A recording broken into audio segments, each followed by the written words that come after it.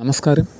നമ്മുടെ വാഹനം test work സംബന്ധിച്ച് റീസ്റ്റോറേഷൻ ചെയ്യുന്ന വീഡിയോ മുൻപ് 4 പാർട്ടായിട്ട് ചെയ്തിട്ടുണ്ടായിരുന്നു. ഈ കാണുന്ന വീഡിയോ അവസാന ഘട്ട ഫൈനൽ വർക്കിൻ്റെ ഭാഗമായിട്ട് എടുത്തതാണ്.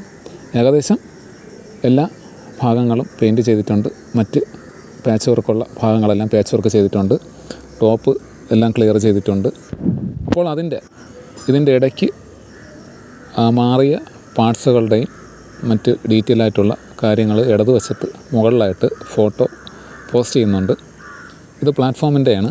ഈ കാണുന്ന പ്ലാറ്റ്ഫോമും ബാക്കിയുള്ള ഭാഗങ്ങളെല്ലാം പാച്ച് വർക്കെല്ലാം കഴിഞ്ഞു, പെയിൻ്റെല്ലാം കഴിഞ്ഞിട്ടുണ്ട്. ഇത് AC-യുടെ കൺട്രോൾ യൂണിറ്റും ബാക്കിയുള്ള കാര്യങ്ങളെല്ലാം റീസെറ്റ് ചെയ്തത് ചെക്ക് ചെയ്യുന്നതിൻ്റെ ഫൈനൽ വർക്കാണ്.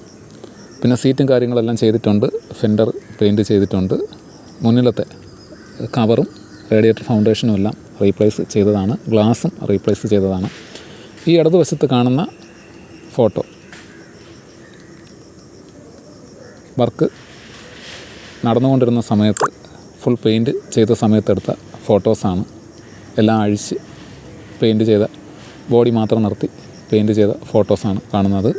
ഫ്രണ്ട് ഗ്ലാസ് റീപ്ലേസ് ചെയ്തിട്ടുണ്ട്. ടോപ്പും റീപ്ലേസ് ചെയ്തിട്ടുണ്ട്.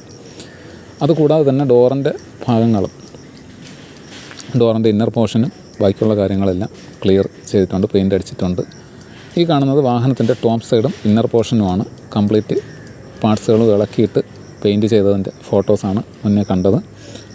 ഉള്ളിൽ കാണുന്നത് വാഹനത്തിൻ്റെ ഫ്രണ്ട് ക്രോസ് ബാറിൽ വരുന്ന ചേസ് നമ്പരും എൻജിൻ നമ്പരും പ്രിൻ്റ് ചെയ്തിട്ടുള്ള ഒരു ഭാഗമാണ്.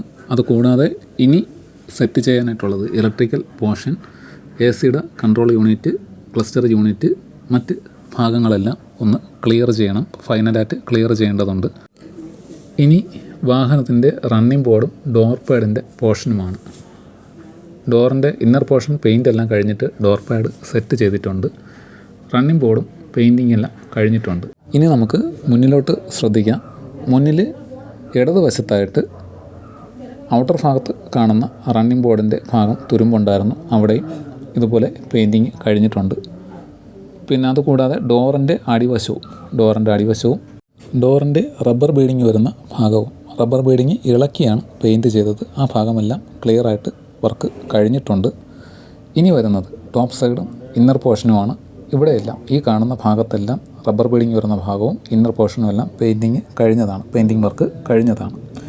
നമുക്ക് ഡിക്കിയുടെ ഭാഗത്തേക്ക് വരുമ്പോൾ ഡിക്കിയുടെ ടോപ്പ് സൈഡ് അവിടെ റബ്ബർ ബീഡിങ്ങിൻ്റെ ഭാഗമെല്ലാം തുരുമ്പുണ്ടായിരുന്നു. ആ ഭാഗമെല്ലാം റീപ്ലേസിങ് കഴിഞ്ഞതാണ്. അതുപോലെ തന്നെ ഇഞ്ചസ് എല്ലാം പെയിൻറ്റ് ചെയ്തിട്ടുണ്ട്. അതുകൂടാതെ ഇന്നർ പോർഷൻ അകത്തെ ഭാഗം നോക്കിക്കഴിഞ്ഞാൽ അകത്ത് പാഡെല്ലാം റീസെറ്റ് ചെയ്തിട്ടുണ്ട്. നമ്മുടെ ആദ്യകാല വീഡിയോസിൽ കാണിച്ചതുപോലെ ഈ കാണുന്ന പ്ലാറ്റ്ഫോം വരുന്ന ഭാഗം തുരുമ്പെടുത്ത് ദ്രവിച്ച് പോയതാണ്. അതെല്ലാം രണ്ടാമത് റീസെറ്റ് ചെയ്തതാണ്. ഏറ്റവും പുറകിൽ വരുന്ന ഭാഗം.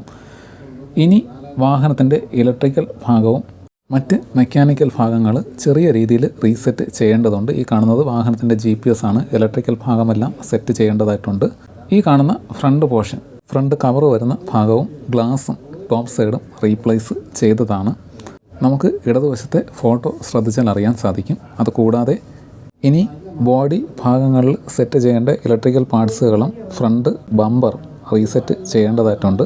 ആ വർക്കും കൂടി കഴിഞ്ഞിട്ടുള്ള വീഡിയോ ഇനി പോസ്റ്റ് ചെയ്യുന്നതായിരിക്കും.